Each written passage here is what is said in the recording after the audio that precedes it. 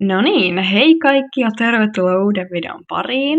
Tällä kertaa on tällainen vähän erilainen video, eli siivotaan mun kepparihuone. Sen jälkeen kun ollaan siivottu, niin mä teen siitä pienen esittelyn. Nämä tällaiset niin kuin tallin siivousvideot oli tosi yleisiä silloin noin 10 vuotta sitten, kun mä oon YouTuben aloittanut. Ja mäkin oon näitä tallin siivoamisvideoita tehnyt ainakin yhden, silloin kun mulla tosiaan oli vielä kepparitalli. No, nyt ei ole enää kepparitallia, mutta mulla on tällainen ihan oma siis niin kuin keppihaushuone, työhuone, toimisto, miksi sitä nyt haluaa sanoa. Mä yleensä puhun työhuoneesta, mutta tosiaan siis keppihaushuone, koska keppihausut on mun työ. Niin sen pidemmittä puheitta lähdetään nyt vähän siivoilemaan ja järjestämään. Aloitetaan sillä, että mä tyhjään tuolta nurkkakaapista, jossa mulla on suurin osa keppihausen tekomateriaaleista, eli kankaita, lankoja ja tällaista. Niin aloitetaan sillä, että mä otan hylly kerrallaan tuolta noin kankaat pois. Ja sitten mä käyn nämä kaikki kankaat läpi, koska ne on nyt vähän miten sattuu sullottu tonne. Huonosti osaa ei ole edes taiteltu, että mä oon kiireessä vaan sitten sullonnut niitä tonne hyllyyn. Mä taittelen nämä kaikki uudestaan ja sitten jos niissä on jotain niinku tollaista nukkaa, karvaa, irtonaista, niin mä meen ne tuolla teippiharjalla läpi, vähän putsailen niitä. Sitten laitetaan ne uusiin pinoihin vähän värijärjestykseen. Ja mä aloitin tuolta ylähyllyltä, eli siellä on kaikki mun velboat, mikrovelboat ja tukikankaat. Ja mulla on sitten pitkänukkaista velboaa ja lyhytnukkaista velboaa ja sitten tosiaan mikrovelboat. Ja tietysti tukikankaat, niin nämä kaikki laitan sitten omiin erillisiin pinoihinsa, jotta tällaista järjestelyäkin tässä sitten samalla. Seuraavalta hyllyltä löytyy fliisekankaat.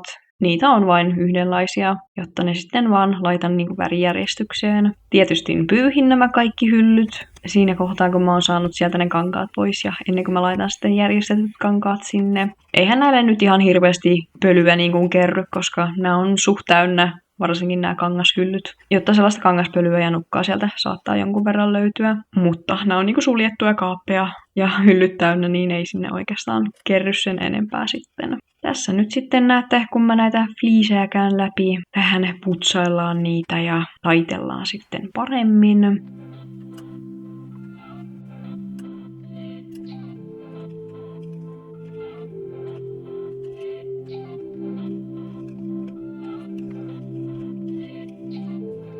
Seuraavalta hyllyltä löytyy karvakankaat, ja tää oli nyt ehkä eniten sekaisin, koska nämä karvakankaat, kun ne taittaa, niin ne on tosi paksuja ja vie sitten tosi paljon tilaa, niin mä oon vaan sullunut niitä tonne, koska jos mä en jaksa taitella niitä kunnolla ja sitten niin kun ottaa noita joka kaapissa olevia tuolta vähän niin kun ulos, että mä saan mahdutettua sinne johonkin pinon päälle tai pinon keskelle sen kankaan, mitä mä oon käyttänyt, niin sitten on vaan tungettu tonne miten sattuu. Joten hoidetaanpas nämäkin tästä nyt vähän suorempaan ja siistimmin.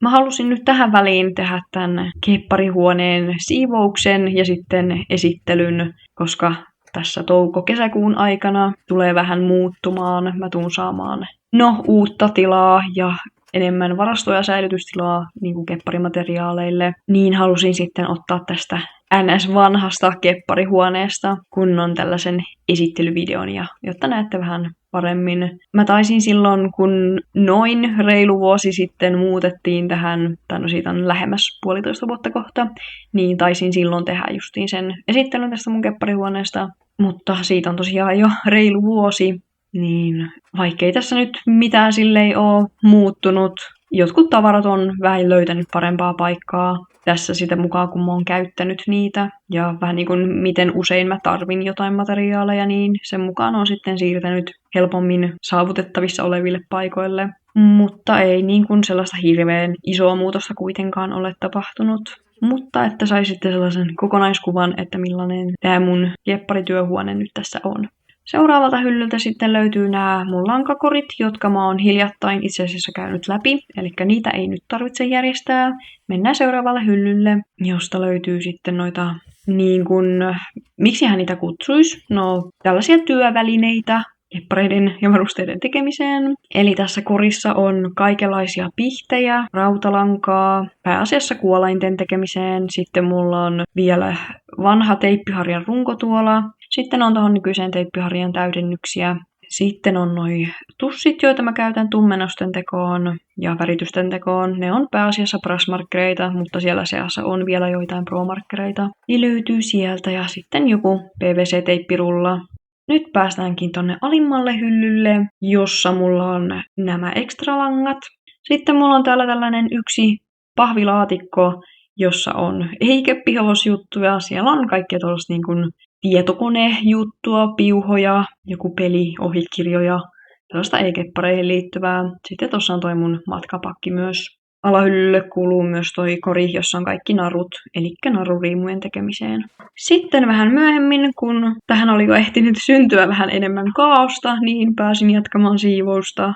Kuten näette, niin tässä on tällainen kauhea pahvilaatikko kaos. Mä tässä alkuvuodesta jouduin aika paljon tilailemaan kaikenlaisia täydennyksiä, just niin kuin materiaaleihin lähinnä. Niin näitä pahvilaatikoita kertyi tähän jonkun verran. Ja käytän niitä siis ihan tuotteiden lähetyksessä uusiokäytössä. Niin pitää niitä yrittää vähän laittaa johonkin, keksiä niille joku paikka.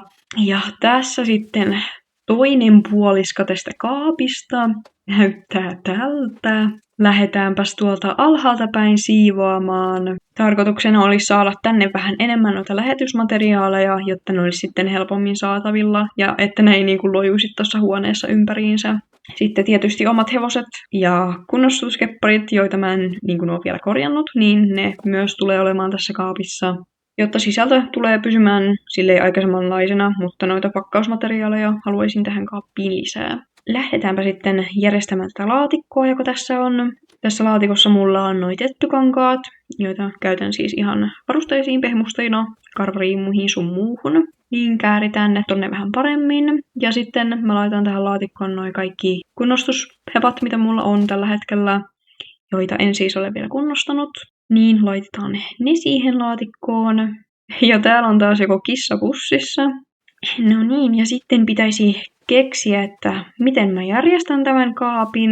Pyyhkästään tuolta vähän pölyjä ensin pois. Ja sitten jollain tavalla pitäisi saada nuo pahvilaatikot asennettua tonne.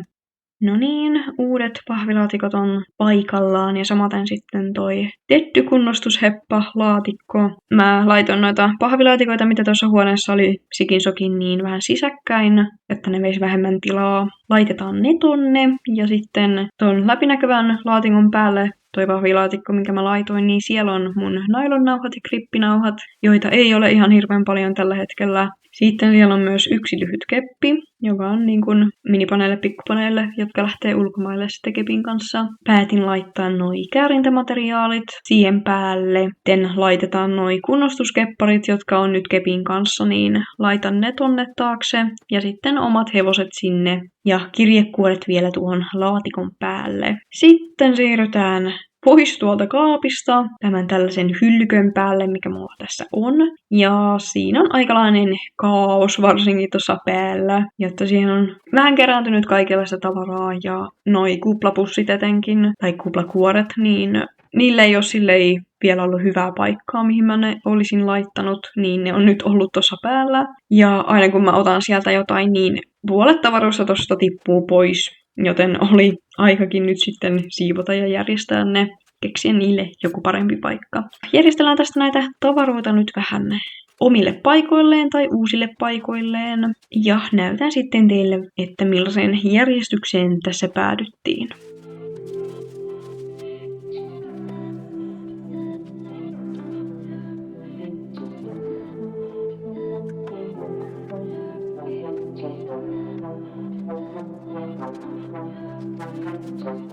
Sitten pyyhkästiin vähän lattiaa, enimpiä kankaasta tulleita nukkia, pölyä sun muuta tosta pois. Mä en nyt imuria tuonut tähän, jotta ihan harjalla vaan pyyhkästiin sieltä nopeasti.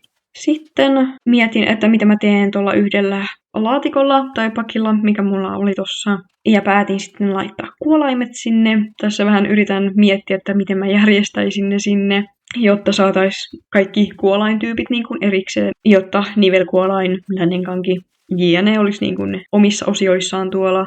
Ja että ne on sitten helppo ottaa sieltä, kun joku ostaa. Ja pakata sitten tilaus nopeammin, kun nyt mulla ne on tuolla vähän sikin sokin materiaalilaatikossa. Sitten osa on vielä jossain muovipussissa ihan hujanhajan, niin saataisiin ne vähän parempaan järjestykseen, loogisempaan järjestykseen nyt. Niin laitan ne tänne pakkiin. Sitten vielä tuolla kaapissa tuosta tangosta roikkuu varusteet. Täällä tässä vasemman puolella, jota mä nyt alan käymään läpi, niin siinä on mun omien hevosten varusteet, eli ne ei ole myyntivarusteita. Niin mä kävin ne nyt tässä läpi ihan ajatuksella ja mietin, että jos siellä olisi ollut sellaista, mitä mä olisin halunnut myydä, koska mä en tosiaan ratsasta mun keppareilla, niin sinänsä mä en tarvitse niille varusteita, mutta kuitenkin mä haluan jotain varusteita niille jättää. Ja päätin nyt, että haluan säilyttää edelleen noi kaikki varusteet, mitä mulla on omille hepoille.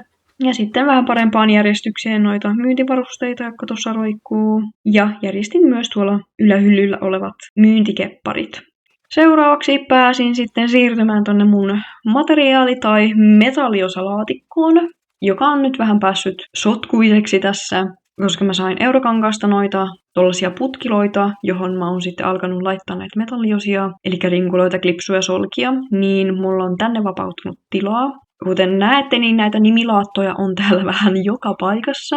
Melkein joka lokerossa on nimilaattoja, niin mä haluaisin ne nyt järjestää paljon paremmin, ja sitten muutenkin nämä materiaalit, mitä tässä metalliosa-laatikossa nyt on jäljellä. Koitetaan siis vähän laittaa näitä nimilaattoja jonkinnäköiseen värijärjestykseen, ja sitten miettiä muutenkin, että mikä on sellainen hyvä sujuva järjestys tähän laatikkoon. Ensimmäinen kaappi, eli täällä ylhäällä mulla on velvoat ja myös mikrovelvoat. Vasemmalla puolella on tuolla ihan alimmaisena pitkänukkaiset velvoat, niitä ei ole hirveän montaa väriä. Sitten on mikrovelvoat ja tukikangas niiden päällä, ja oikealla on sitten normaalit lyhytnukkaiset velvoat. Ja tähän väliin laitoin tällaiset pienet palat pilkullista mikrovelboa ja valkoista velboa, koska niistä on siis ihan pienet palat, jotta noista paloista ei saa kokonaista hevosta enää. Niin on tossa niin kuin, että muistaisin käyttää ne seuraavaksi sitten. Seuraavalta hyllyltä löytyy fliiset. Kaikki on ihan perusfliisejä. Ja keskellä taas tällaiset pienet palat, jotka ei riitä niin kuin kokonaiseen hevoseen. Seuraavana karvakankaat. Myös täällä keskellä 2 pientä palaa. Sitten täällä on langat. Täällä takana korissa on kaikki mohairlangat. Ja sitten tässä etummaisessa korissa on villalangat, tai siis villasekoitelangat. Sitten mulla on tässä tällainen pieni rasia, jossa on kaikkia tällaisia niin kuin langan pätkiä. Näistä joistain saa vielä tehtyä korvahuppuun reunan, ja sitten käytän niitä myös niin kuin keppihevosen keppiin kiinnittämiseen. Sitten täällä on tää tarviketyökaluboksi, jossa on siis tarraharjatäydennyksiä, pihtoja ja rautalankaa, näitä brushmarkkereita, joilla teen tummennuksia, fiksatiivia, lisää rautalankaa, osan pihdeistä ja sitten tuon alumiiniteipin mä pidän yleensä tuossa pöydällä, koska mä tarvin niitä niin kuin, no en nyt ihan joka päivä, mutta melkein joka päivä, niin en sit pidä niitä täällä korissa, jotta joutuisi joka päivä ottamaan ne täältä kaapista. Sitten alimmalla hyllyllä meillä on kori, jossa on kaikki narut naruriimuihin. Sitten on ekstra lankoja. Eli niin kuin tuolla koreissa mulla on kaikkia värejä ja sävyjä 1 kappale. Ja täällä on sitten täysiä keriä, jotka on samaa väriä. Mutta koska ne ei tonne koreihin mahdu, niin ne on sitten täällä. Tuolla takana on mohaireja, 2 pussillista. Ja tässä on sitten villalankoja. Sitten laitoin tonne alle yhden boksin, jossa on siis niin kuin tällaisia ylimääräisiä tietotekniikkajuttuja, johtoja, kiitolevyä sun muuta. Ja sen päällä on sitten tämä mun matkaboksi. Jotta siinä oli niin kuin ensimmäinen kaappi järjestetty. Eli tämä pieni hyllykkä, mikä mulla tässä on, niin laitoin tähän päälle nyt toi kamera, mikä mulla on myynnissä. Ja sen akkulaturi sun muuta. Sitten mulla on tämän kameran objektiivi siinä. Tuolla pienessä laatikossa mulla on vähän kaikkea sekalaista. Siellä on virkkuukoukut, sitten kynsilakkaa valopilkkujen tekemiseen, muistikortteja sun muuta. Nämä 2 laatikkoa on tässä nyt uudella paikalla, eli ompelulankalaatikko. Siellä on sitten myös varaneuloja ja nuppineuloja ja kuumaliimaa. Mulla oli jäänyt tyhjäksi tällainen toinen laatikko niistä tölkkiklipsuista, jotka mä myin kaikki pois, niin laitoin tänne sitten nämä kuolaimet. Vilkastaa sinne nyt vähän paremmin. Eli täällä ensimmäisenä on nivelkuolaimet. Sitten on D-kuolaimet. Kultaiset D-kuolaimet. Sitten vielä parit olympiakuolaimet. Näitä pitäisi taas hankkia lisää. Sitten on lännenkankia, aika iso kasa hakkamoreja, näitä tällaisia metallisia. Sitten täällä on vielä 1 pari noita toisia metallisia hakkamoreja. Nämä on vähän pienempi kokoisia kuin sitten nämä. Näette tosta ehkä vähän kokoeroa. Niin niitä on tosiaan 1 pari ja mä en oo varma tuleeko niitä sitten lisää. Sitten on ihan 3D-tulostettuja hakkamoreja ja nämä on nyt niin kuin tässä teräksen värissä, joka nyt ei hirveän hyvin halua kameraan näkyä, mutta kuitenkin. Näitä on siis saatavina tällaisessa teräksen värissä ja sitten ihan normiharmaana. Sitten tänne mä laitoin nyt 2 kuolainrinkulaa, jotka on valmiiksi taiteiltuna. Niitä pitäisi taas tehdä lisää tässä jossain kohtaa. Eli tällaiset tarvikelaatikot ja täällä mulla on aika lailla niin kun katsotaan näin päin, niin värijärjestyksessä nämä langat. Vähän sen mukaan, että mihinkä koloihin ne on mahtunut, eli musta harmaa. Siellä on tällä hetkellä 1 ekstra valkoinen ja muut valkoiset on tuolla. Sitten on noin ompelukoneen puolet. Tonne kuuluu tummanruskeet, sitten on kaikki niinku ruskeat, vaalearuskeat. Sitten on tuollaiset niinku kylmänsävyiset, värilliset ompelulangat ja täällä sitten niinku lämpimänsävyiset kuumalimmat. Sitten tuolla on varaneuloja, iso virkkuukoukku, jota mä en oikeastaan käytä. Sitten tuolla alla on vielä lisää neuloja ja nuppineuloja. Ja sitten katsotaan tänne toiselle hyllylle. Niin täältä löytyy mun kaavakansio. Ja sitten leivinpaperit tukikankaiden silitystä varten. Ja mulla on nyt siinä 2, koska tää oli tippunut tänne niin kuin hyllyn taakse. Niin se löytyi sieltä. Sitten ei-kepparia ja hänen kanavatyö. Sitten täällä on niin kuin, mä laitoin nyt nämä tyhjät putkilot tänne, joilla ei ole vielä niin kuin mitään käyttöä. Mutta täällä on siis kyniä, 2-puolista teippiä, askarteluveitsiä sun muita tollasia. Sitten tuolla silitysalusta, silitysrauta. Ja sitten tuossa ompelulaatikossa on tällä hetkellä lähinnä vain strasseja ja timanttiketjuja.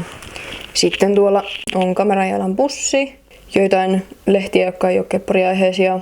Toi mun vanha kepparivihko ja sitten jotain fanipostia.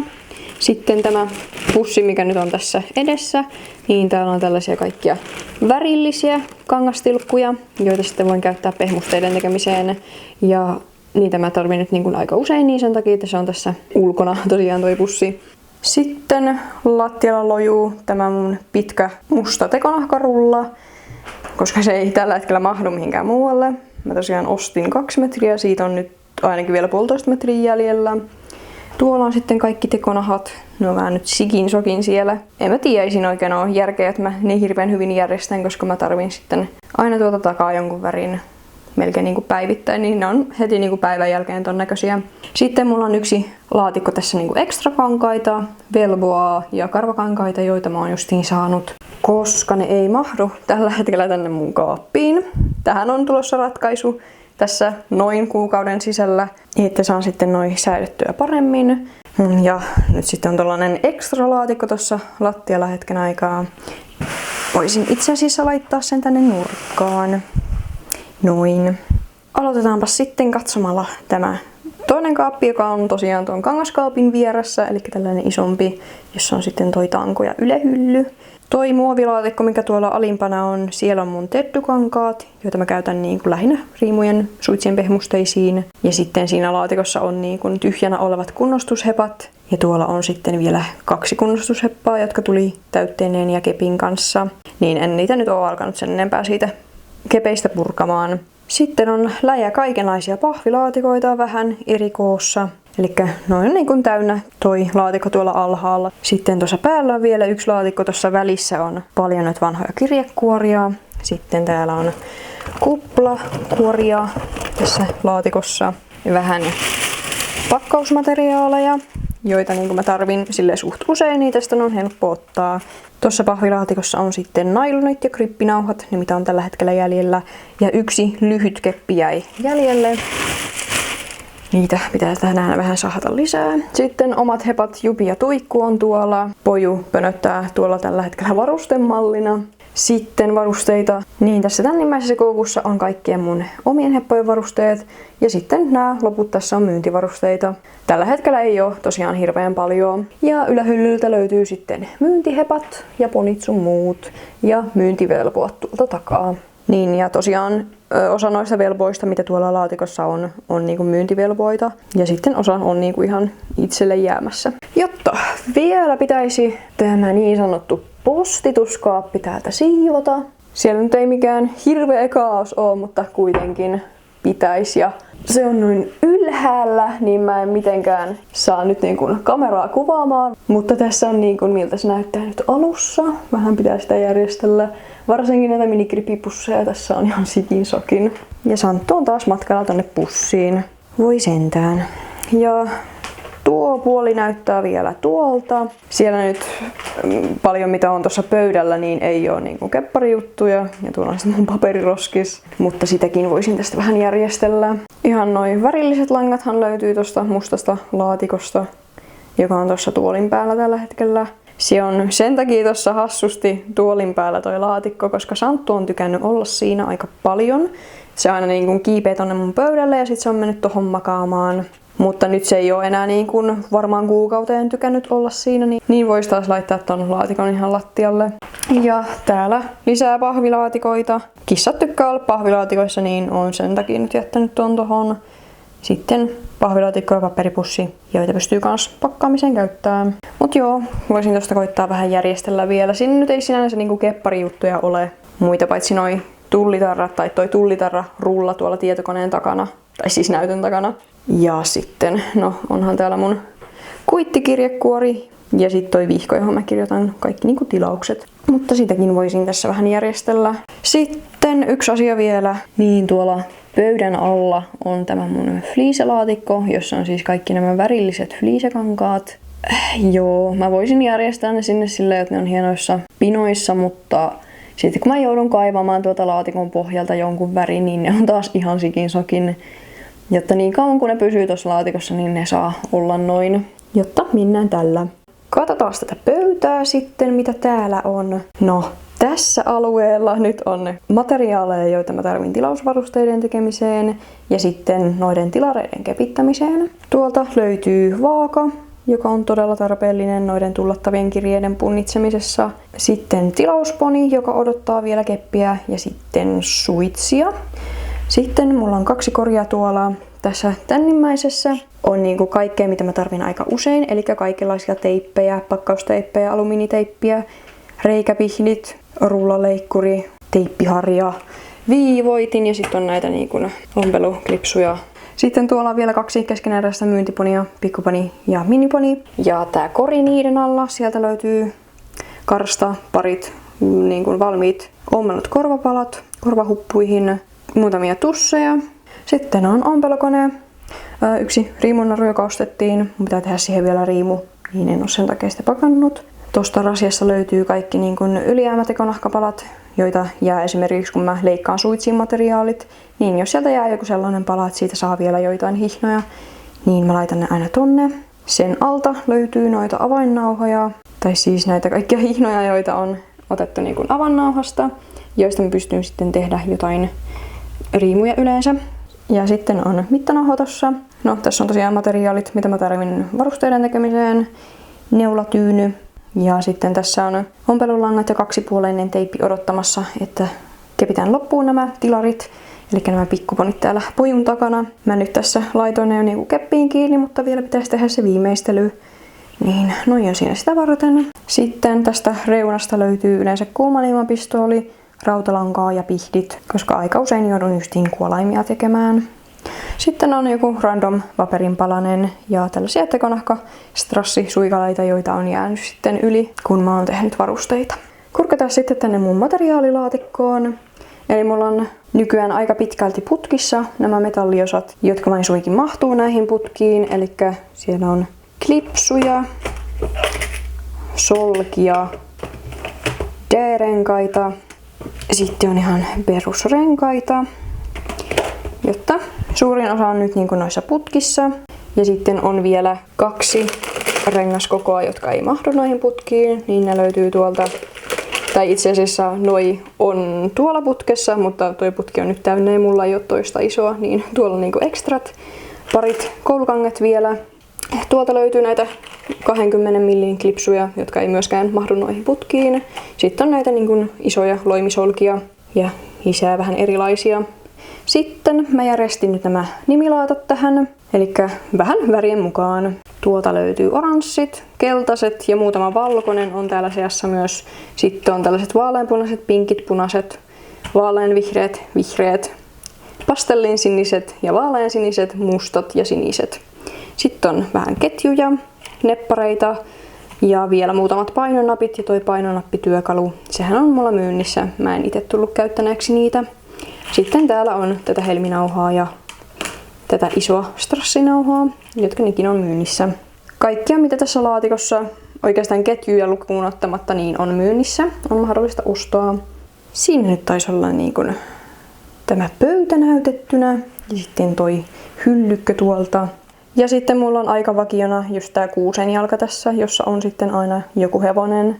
Tällä hetkellä se on noista mun omista poju, jotta mä sen päällä sitten niin kuin kasaan noi kaikki tilausvarusteet ja myyntivarusteet. Ja noi ponit nyt odottaa tossa vielä, että viimeistelen kepityksen. No niin, pöytä järjestetty. Mä ei siitä kaikki turhat tavarat pois. Ja sitten myös nämä kaapit. Eli tää on tää postituskaappi. Tästä löytyy ensin isot kirjekuoret, keskikokoiset ja pienet. Ja sitten tuolla on tollanen rulla noita isoja muovipusseja, joita mä käytän vanujen lähettämiseen. Sitten tässä on 2 pussillista kaikenlaisia minikirippipusseja, joita sitten käytän metalliosien ja kuolainten pakkaamiseen ja lähettämiseen. Sitten on 2 isoa kuplakuorta. Tuolta löytyy toi paksuin, niin siinä on ihan piirustuspaperia, sellaista ohuempaa, ja sitten noi alemmat, niin ne on sellaista paksumpaa paperia, joita mä käytän sitten niin kuin paperikaavojen tekemiseen ja lähettämiseen. Sitten tuolta löytyy vielä tällaisia pieniä muovibokseja, joita mä pystyn sitten käyttämään metalliosien lähettämiseen. Sitten viimeisenä vielä tämä nurkkakaappi täältä pussissa, niin siellä on niinku hevoskankaista kaikkia jäämäpaloja, joita käytän sitten korviin ja merkkeihin ja joskus niinku pehmusteisiin, varusteisiin siis. Tuossa ihan alimpana on myyntikaavat, sitten on softikset kaikissa väreissä, 1 metalliosasetti, joka on tällä hetkellä myynnissä, myyntikorvahuppu, sitten on noin myytävät 2 hevosen pääavaimen perää. Jotta tässä nyt vilkaistaan tonne enemmän kepparipuolelle, niin tuolta se näyttää. Kameran jalka yleensä on tuossa kohtaa. Ja sitten kamera, jolla mä nyt tosiaan kuvaan, niin joko siinä kiinni tai sitten tuolla jossain noitten laatikoiden päällä. Täältä näyttää niin kuin toi enemmän keppari kautta työpuoli mun huoneesta.